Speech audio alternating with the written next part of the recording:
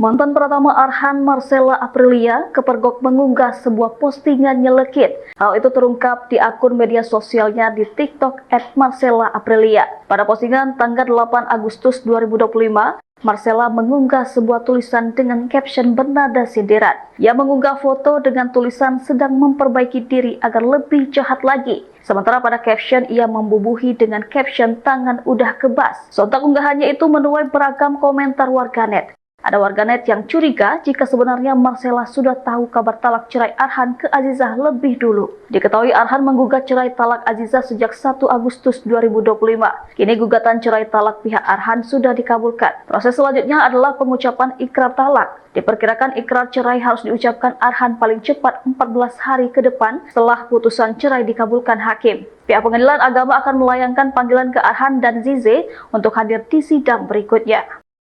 Download Tribun X sekarang, menghadirkan lokal menjadi Indonesia.